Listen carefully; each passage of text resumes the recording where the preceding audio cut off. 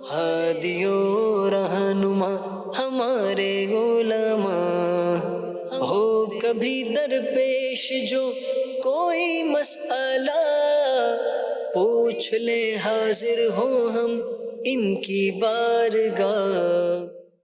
الحمد للہ رب العالمین والصلاة والسلام علی خاتم النبیین اما بعد فاعوذ باللہ من الشیطان الرجیم بسم اللہ الرحمن الرحیم الصلاة والسلام علیک یا رسول اللہ وعلی آلک واصحابک یا حبیب اللہ الصلاة والسلام علیک یا نبی اللہ وعلی آلک واصحابک یا نور اللہ۔ مدنی چینل کے ناظرین، پروگرام دارالافتاء اہل سنت میں آپ کو خوش آمدید کہتے ہیں۔ اللہ رب العالمین ہم سب کو شریعت مطہرہ کے احکامات سیکھ کر سمجھ کر ان پر عمل کی توفیق عطا فرمائے۔ ہمارے پیارے رسول صلی اللہ علیہ وآلہ وسلم کا فرمان عظمت عالی شان ہے، ان اول الناس بی یوم القیامہ اکثرہم علیہ صلاۃ، قیامت کے دن میرے قریب ترین وہ ہوگا جو مجھ پر کثرت سے درود پڑھتا ہوگا۔ صلو علی الحبیب صلی اللہ تعالی علی محمد صلی اللہ علیہ وآلہ وسلم۔ آج کے ہمارے مہمان ہیں مفتی محمد کفیل رضا عطاری، ان کو بھی خوش آمدید کہتے ہیں۔ کیسے مزاج گرامی؟ الحمدللہ علی کل حال۔ بڑھتے ہیں آپ کے سوالات کی طرف۔ میرا نام ارشد عطاری ہے۔ مفتی صاحب، آپ سے سوال یہ ہے کہ پیپل کے درخت کے بارے میں کچھ لوگ کہتے ہیں کہ گھر میں نہیں ہونا چاہیے، یہ نحوست ہے، گھر میں نقصان ہوتے ہیں، کیا اسلام میں اس کی کوئی حقیقت ہے؟ جی، پیپل کے درخت کے حوالے سے شرعی طور پر اس کی کوئی حقیقت نہیں ہے۔ بدشگونی لینا ہے، کسی بھی درخت سے لوگ بدشگونی لیتے ہیں، کبھی کسی چیز سے لیتے ہیں، کبھی بعض جانوروں کے ذریعے سے لیتے ہیں۔ اسلام کے اندر بدشگونی کی کوئی حقیقت نہیں ہے۔ حدیث پاک کے اندر جو ہے وہ اس کی مکمل طور پر نفی کی گئی، منع کیا گیا اس بات سے۔ تو بدشگونی کا اسلام سے کوئی تعلق نہیں ہے، کیونکہ مسلمان اپنے خالق و مالک عز و جل پر یقین کامل رکھتا ہے اور توکل اس کا ہے کہ جو کچھ بھی ہے وہ رب کی جانب سے۔ اس طرح کی کوئی بھی چیز، کوئی درخت جو ہے وہ اسے نقصان نہیں پہنچا سکتا۔ اگر اسے کوئی نقصان پہنچے گا تو وہ بھی حکم الہی سے ہوگا، اور اس کا سبب جو ہے وہ ہمارے گناہ ہوتے ہیں۔ کوئی نیکی یا اچھائی پہنچے گی تو وہ بھی اللہ کے حکم سے ہی پہنچے گی۔ تو لہٰذا بدشگونی کسی بھی چیز سے نہیں لینی چاہیے، چاہے وہ درخت ہو یا کوئی جانور ہو یا کوئی چیز ہو۔ کچھ سوالات ہیں۔ کشمیر سے سوال ہے کہ مفتی صاحب، اگر جن اسلامی بہنوں کی منگنی ہو جاتی ہے تو کیا سسرال والوں کے طرف سے کپڑے، جوتے، یہ کچھ بھی جو چیز آئے تو وہ لے سکتی ہیں؟ وہ لڑکا اگر اپنی طرف سے دے تو کیا حکم ہے؟ والدین دیں تو کیا حکم ہے؟ منگنی کے بعد جو منگنی یعنی سسرال کی طرف سے جو بھی چیزیں جو ہے وہ بھیجی جاتی ہیں، اس کو لینے کے اندر حرج نہیں ہے، وہ لینا جائز ہے۔ وہ تحائف ہی ہیں جو کہ فیملی کی جانب سے جو ہے وہ دوسری فیملی کو دیے جا رہے ہیں۔ اس کے اندر بسا اوقات جو ہے وہ لڑکے کی جانب سے بھی جو ہے وہ کوئی چیزیں فیملی کے تحائف کے اندر ہی بھیجی گئی ہیں تو اسے بھی لینے میں حرج نہیں۔ ہاں، لڑکے سے ڈائریکٹ رابطہ کرنا، اس سے بات چیت کرنا، یوں اس سے جو ہے وہ میل جول رکھنا، یہ جائز نہیں ہے کہ وہ ابھی بہرحال نامحرم ہے آپ کے لیے، تو جب تک نکاح نہ ہو آپ کا اس سے رابطہ رکھنا جائز نہیں۔ ٹھیک ہے۔ اچھا، گھر کی طرف سے، فیملی کی طرف سے آ رہے تو اس میں کوئی حرج نہیں۔ ٹھیک ہے۔ ایک اور سوال ہے کہ ٹانگیں ہلانے پر کچھ لوگ کہتے ہیں کہ سیکل کم ہوتی ہے، کچھ لوگوں کا کہنا ہے یہ نحوست ہے، ایسا ہوتا ہے؟ عام طور پر بیٹھے ہوئے کچھ کی عادت ہوتی ہے کہ وہ ہلتی رہتی ہے، ہلتی جو ہے وہ رہتی ہیں، تو اس میں بھی نحوست کا اس سے کوئی تعلق نہیں ہے۔ تو اس سے بھی بعض لوگ بدشگونی جو ہے وہ لیتے ہیں، تو اس کا نحوست سے کوئی تعلق نہیں۔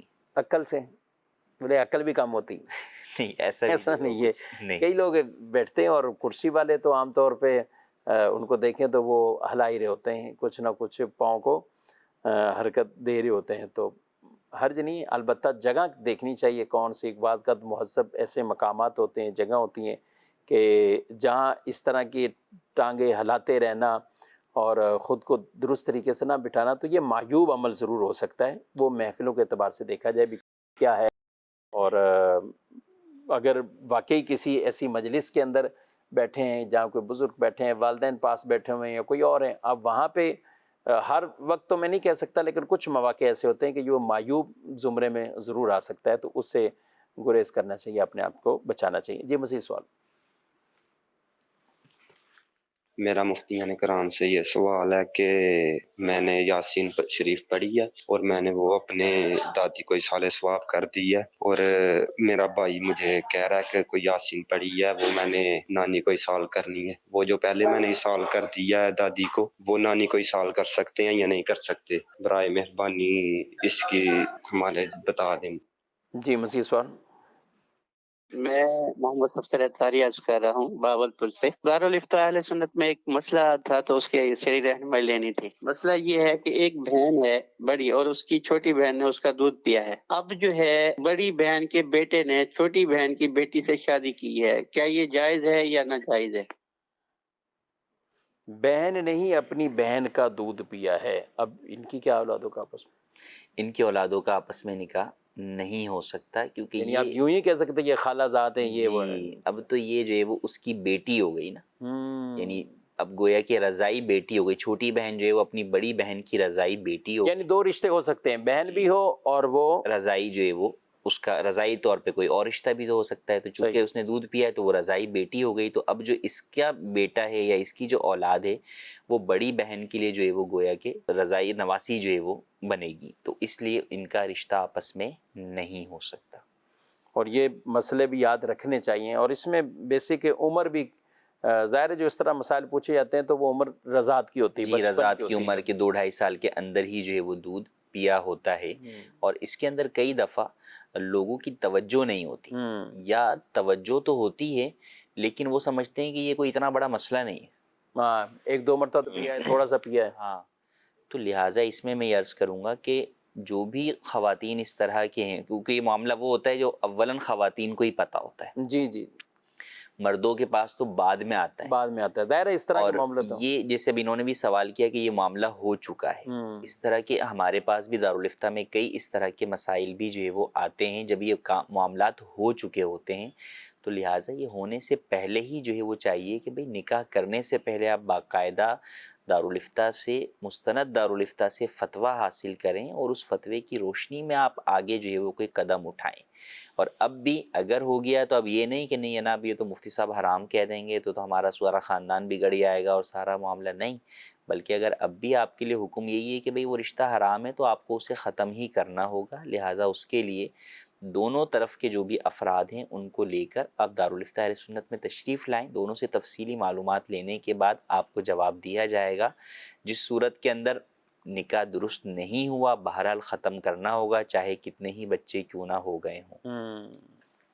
اچھا یہ سوال جو کہ آپ بھائی نے یاسین شریف پڑھی ہیں، ایک کو بخش دی تھی سال ثواب کر دی، اب بھائی پوچھ رہے ہیں تو ایصال ثواب آپ نے یعنی آپ نے کوئی چیز پڑھی ہے اس کا ثواب ایصال کر دیا تو آپ دوبارہ بھی اسی چیز کا ثواب ایصال کر سکتے ہیں، البتہ بہتر یہ ہے کہ دوبارہ آپ نئی چیز پڑھ کر ایصال کریں، اس کا فائدہ یہ ہوگا کہ آپ کے اپنے نامہ اعمال کے اندر بھی جو ہے وہ چیز کا ثواب آئے گا اور دیگر مرحومین کو بھی جو ہے وہ زیادہ ثواب پہنچے گا۔ اچھا یہ جو خود پڑھی جی بعد کا تو یہ میسیج ہی چلتے ہیں نا، اس نے اس کو میسیج کیا، اس نے جی اس کو کیا، اس نے گروپ میں کر دیا، گروپ والوں نے اپنے اپنے گروپوں میں کر دیا، یہ انداز کیسے ہے؟ یہ انداز جو ہے وہ درست نہیں ہے، کیونکہ سامنے والا جو آپ سے مانگ رہا ہوتا ہے وہ آپ کا پڑھا ہوا مانگ رہا جی ہوتا ہاں، ہے، نہ یہ کہ جو ہے وہ اتنے واسطوں کے ذریعے سے ثواب کا ثواب جو ہے وہ پہنچا ہوا وہ مانگ رہا ہوتا ہے، تو لہٰذا اس بات کا خیال کرنا چاہیے کہ آپ خود جو پڑھیں وہی آپ آگے ایصال کریں، یا پھر کسی سے لیں تو ڈائریکٹ اس مرحوم کے لیے لیں کہ بھئی فلاں مرحوم کو جو ہے وہ ثواب دینا ہے تو آپ ان کے لیے دے دیں، اور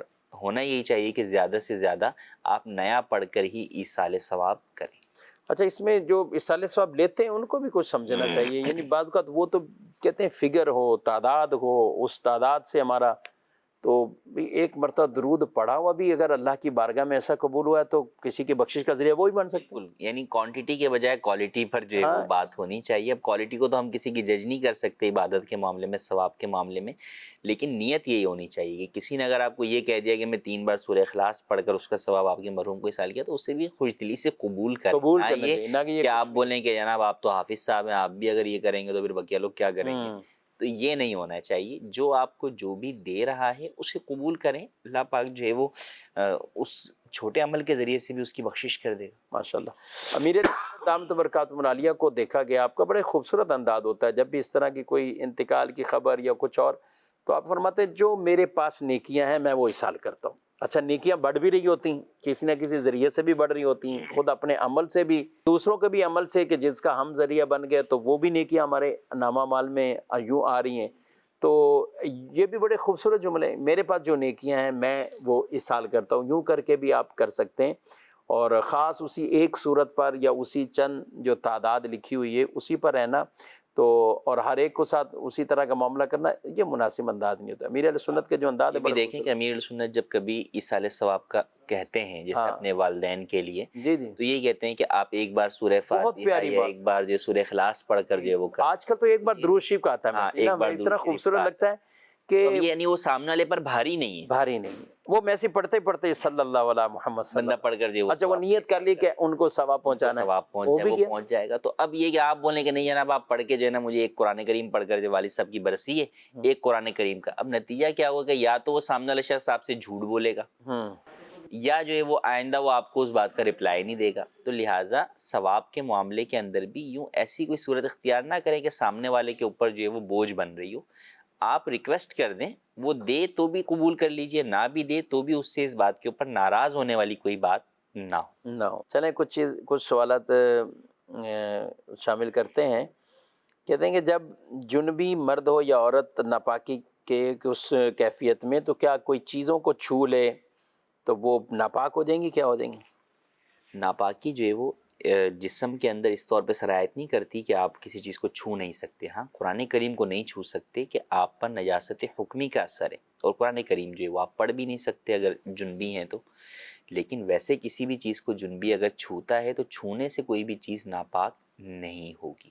چھونے سے متعلقہ نہیں، بلکہ اس کے اوپر تو خاص حدیث بھی ہے. نبی کریم صلی اللہ علیہ وسلم نے ہم عائشہ صدیقہ رضی اللہ تعالیٰ عنہ نے جب اسے معاملے میں کہا کہ میں تو اس حالت میں ہوں، تو آپ صلی اللہ علیہ وسلم نے فرمایا کہ یہ ناپاکی تمہارے ہاتھوں میں نہیں، یہ ناپاکی تو نہیں. ہاتھوں سے کوئی چیز اٹھانا، کچھ رکھنا، کپڑے دھونا، برتن دھونا، کھانا بنانا، یہ سب اس کی اجازت ہے، کوئی ممانعت والی بات نہیں ہے.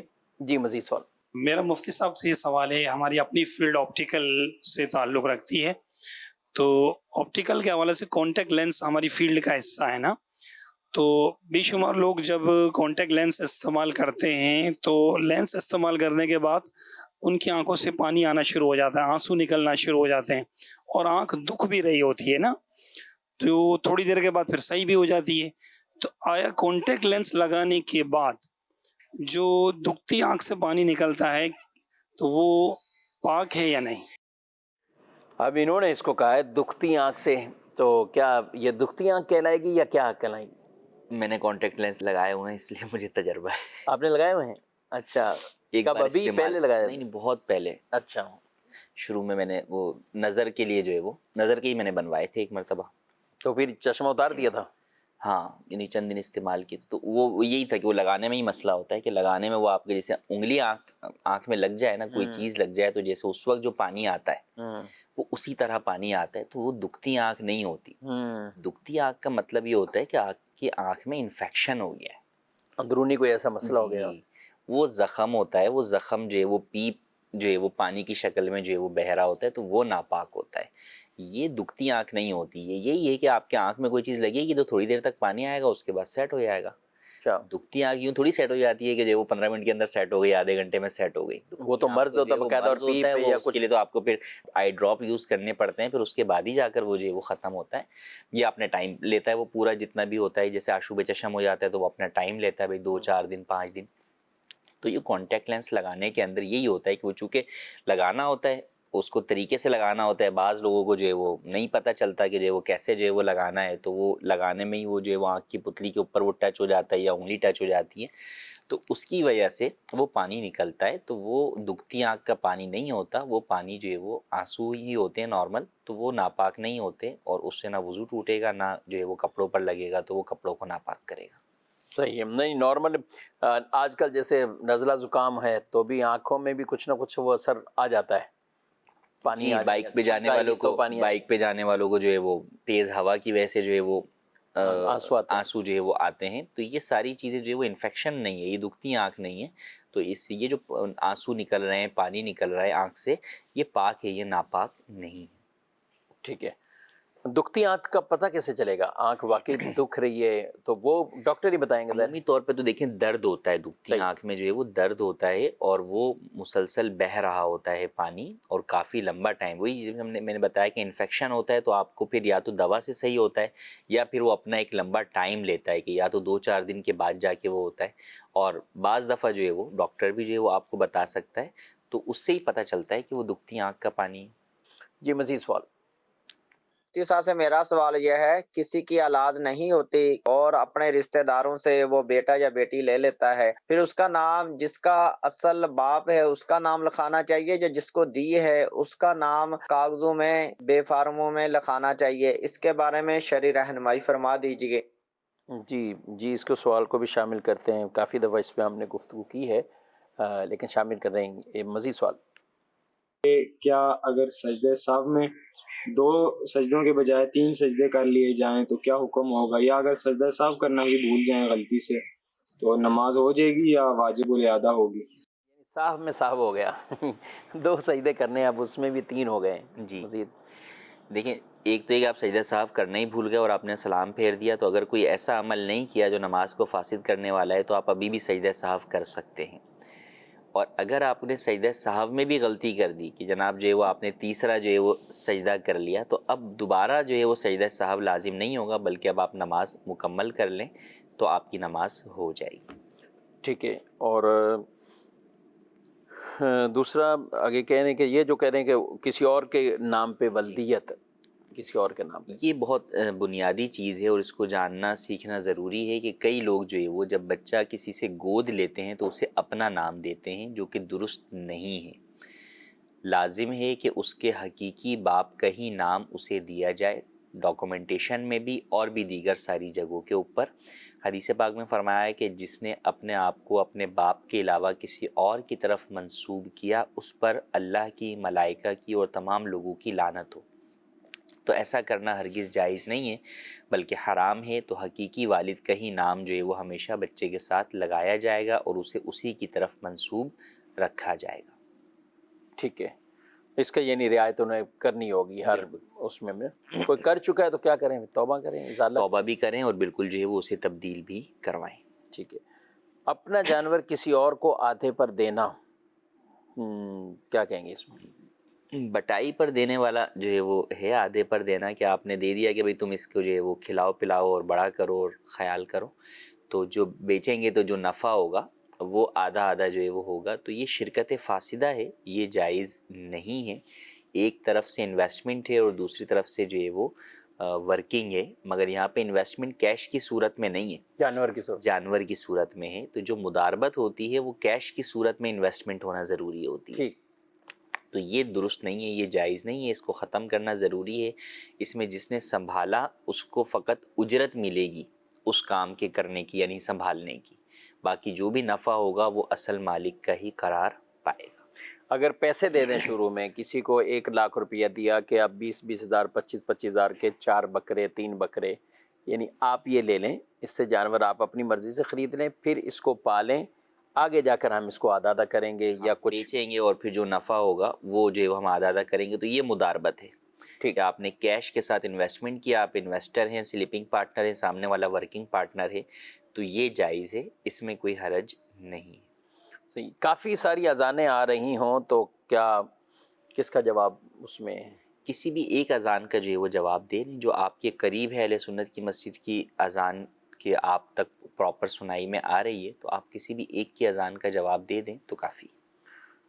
امی کی خالہ کی بیٹی سے شادی کر سکتے ہیں؟ سوالات میسج میں ہی آج اتنے آئے ہوئے ہیں تو میں، اور ہر سوال ایک نیا سوال ہے. کیا کہتے ہیں؟ امی کی خالہ کی بیٹی سے شادی، یعنی اپنی خالہ کی بیٹی سے کر سکتے ہیں. تو جب اپنی خالہ کی بیٹی سے کر سکتے ہیں تو امی کی خالہ کی بیٹی سے بھی کر سکتے وہ ہیں. خالہ بن جاتی نا، یعنی لوگ تو اس کو یہ سمجھتے ہیں کہ وہ خالہ بن رشتے میں آپس میں خالہ بنتی ہیں، لیکن وہ حقیقی خالہ نہیں ہوتی.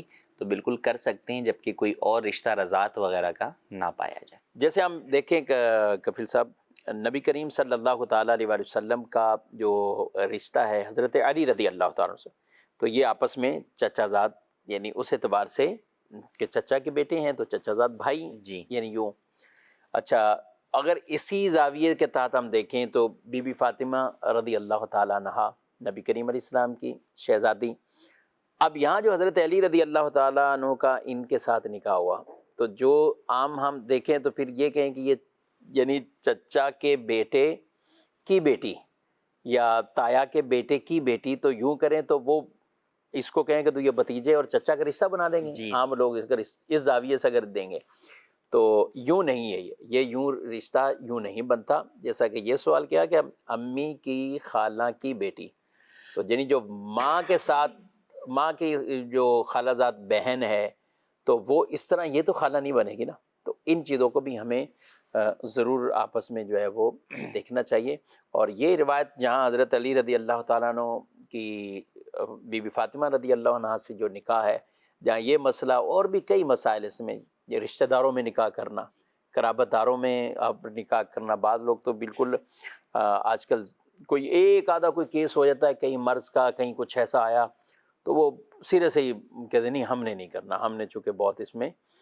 تو یہ بیسک روایت ہے میں کہ ہم دیکھتے ہیں نبی کریم علیہ الصلوۃ والسلام اور آپ کے خاندان اور دیگر اور بھی کئی ایسے کہ جو بہت قرابت بھی رشتے ہوئے ہیں.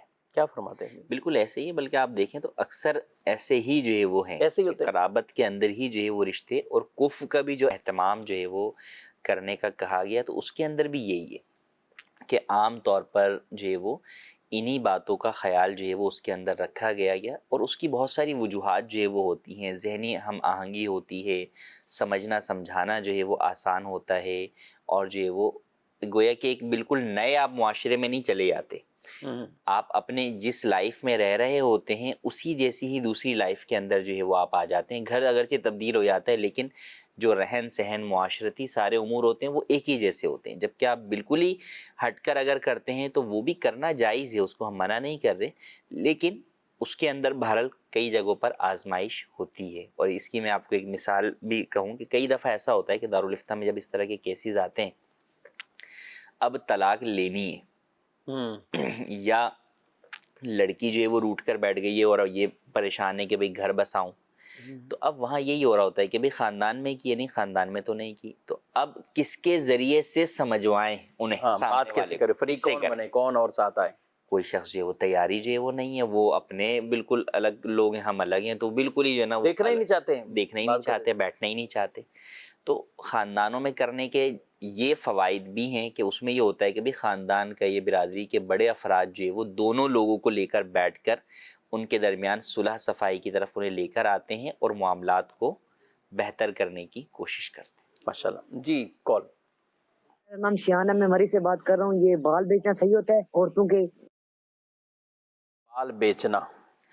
بال بیچنا جو ہے وہ حرام ہے. انسان کے ہی بال بیچنا حرام ہے، صرف عورتوں کے نہیں، مردوں کے بال بیچنا بھی حرام ہے. اور عورتوں کے تو اس لیے اور زیادہ حرام ہے کہ وہ آپ غیر محرم مردوں کے ہاتھ بیچ رہے ہیں، تو عورتوں کو اپنے بال کے بھی پردے کا حکم ہے. تو عورتوں کے جو بال ویسے بھی ٹوٹ جاتے ہیں ان کے لیے حکم یہ نہیں ہے کہ وہ اسے باہر پھینک دیں کہ غیر محرم کی نظریں اس پر پڑے، بلکہ ان کے لیے حکم یہ ہے کہ اسے چھپائیں یا تو اسے زمین میں کسی جگہ دفنا دیں کہ غیر محرم کی نظر نہ پڑے. اور ویسے انسان اپنے تمام اعضاء کے ساتھ جو ہے وہ مکرم ہے، بیچنے کی چیز نہیں ہے. یہ کوئی جو ہے وہ پروڈکٹ نہیں ہے کہ اس کی چیزیں جو ہے وہ بیچی جائیں. تو اس کے بال بھی بیچنا جو ہے وہ حرام ہے، اور اس کے بدلے میں جو آمدنی ہوگی وہ بھی حرام ہے. صحیح ہے. یہ نہیں، اور یہ عورتوں کو بھی سوچنا چاہیے. بالکل گھروں کے اندر ایسا ہوتا ہے کے اندر ہی، اور یہ کئی جگہوں پر لوگ، یا ہمارے ہاں اب دیگر جگہوں پر تو ہوگا آج کل جو ہے وہ 6-7 ہزار روپے بھی کراچی میں کلو کے حساب سے یہ بال جو ہے وہ خریدے جاتے ہیں، آواز لگا رہے ہوتے ہیں، اور وہ عورتیں جمع کر کے جو ہے وہ بیچ رہی ہوتی ہیں. اور بھی گاؤں دیہاتوں میں تو اور جگہوں پر بھی ہوتا ہے. تو اب وہ یہ سمجھ رہی ہیں کہ یہ تو جناب یہ پیسہ حلالی ہے، اس پیسے میں کیا ہے. نہیں، وہ پیسہ آپ کے لیے حرام ہے بالکل. جو ہے وہ آپ گناہگار پیسہ اس کا استعمال کر رہی ہیں، وہ حرام مال الگ ہے. اپنے بال جو آپ نے غیر محرم کو دیے اس کا گناہ الگ آپ کے ذمے جو ہے وہ ہوا. تو لہٰذا ان سے توبہ کرنا ضروری ہے، اور ایسا ہرگز نہ کریں. اب پہلے کوئی لے چکے ہیں تو اب کیا کریں. اب یہ تو عام طور پہ خریدنے والا آیا پھیری لگا کے چلا گیا، وہ تو لے کے چلا گیا. اب اس کے لیے تو سچی توبہ کریں. البتہ جو مال آپ کے ہاتھ میں آیا ہے وہ مال بہرحال حرام ہے، جسے آپ کو جو ہے وہ صدقہ کرنا ضروری ہے. وہ مال آپ کے حق میں حلال نہیں ہے. توبہ بھی کریں اور اس کو صدقہ بھی کریں. یہ چھوٹی چھوٹی بات چیزیں ہوتی ہیں کہ آدمی خام گناہ گار بھی ہو، بات بڑی ہو، یعنی کہیں بڑا بھی نفع ہو لیکن گناہ گار ہو رہا ہو تو ظاہر ہے ضرور ہے اس کو اس سے بچنا ہے. لیکن یہ تو بہت ہی بالکل معمولی چیزیں، حقیر یعنی کہیں کہ چند پیسے اور اس میں ملنے، کبھی برتن ملتے ہیں، بعض جگہ پہ تو کچھ اور اس طرح کی گھر میں کوئی استعمال کرنے والی چیز مل گئی، تو ایسا نہ کریں. بیٹیوں کو بھی سمجھائیں. ہاں یہ بھی نہ کریں کہ خواتین اپنے بالوں کو کنگھا وغیرہ کریں اور اس کے بعد ان کو باہر پھینک دیں، ایسی جگہ پھینکیں کہ جہاں غیر مردوں کی نظر پڑے، یہ بھی ان کے لیے شرعاً ٹھیک نہیں ہے. اس کو چھپائیں اور وہ کوشش کریں کہیں دفن کریں، یا کم از کم ایسا تو کریں کہ جہاں بھی انہوں نے ڈالا ہے تو کہیں دوسرے غیر مردوں کی وہاں پر نظر نہ پڑے. ناظرین کرام، چند یہ احکامات اور کئی سوالات آپ کے آج ہم نے پروگرام میں شامل بھی کیے. اللہ پاک ہم سب کو عمل پیرا ہونے کی توفیق عطا فرمائے. مدنی چینل دیکھتے رہیے، اپنا خیال رکھیے. فی امان اللہ. ہادی و رہنما ہمارے علماء، ہو کبھی درپیش جو کوئی مسئلہ، پوچھ لے حاضر ہوں ہم ان کی بارگاہ.